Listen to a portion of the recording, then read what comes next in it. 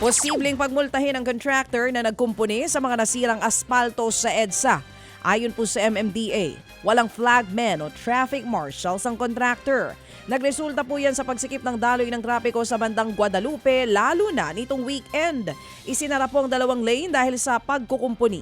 Nasira ang aspalto kasunod ng mga pag-ulan nitong nakaraang linggo. Nakikipag-ugnayan na po ang MMDA sa DPWH para pagmultahin ang contractor. Ninakawan ng cellphone ng isang college student sa Pasig. Sa video, kitang nakikipag-agawa ng biktima sa magnanakaw.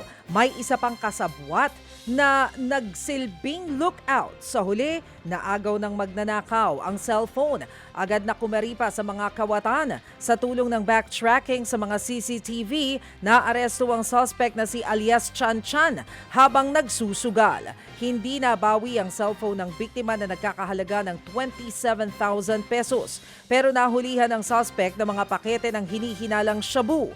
Napag-alaman ding ilang taon ng labas-masok sa kulungan si Chan Chan dahil sa kaso sa iligal na droga. Mahaharap ang suspect sa patong-patong na reklamo. Patay na po ng natagpuan ng 13 taong gulang na binatilyong nawala matapos maligo sa Baseco Beach sa Maynila. Sa dagat po sa pagitan ng Ubando at Nabotas, nakita ang biktima. Positibong kinilala ng kanyang pamilya ang bangkay ng bata. August 16 ang maligo po ang binatilyo sa Baseco Beach sa kasagsagan ng ulang. Muling nagpaalala ang Manila DRRMD sa mga residente na bawal ang pagligo sa dagat sa nasabing lugar.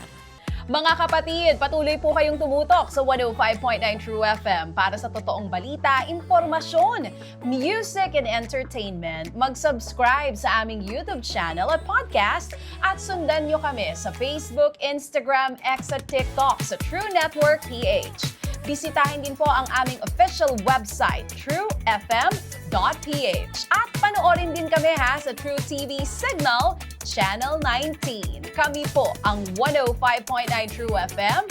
Laging true sa'yo, kapatid.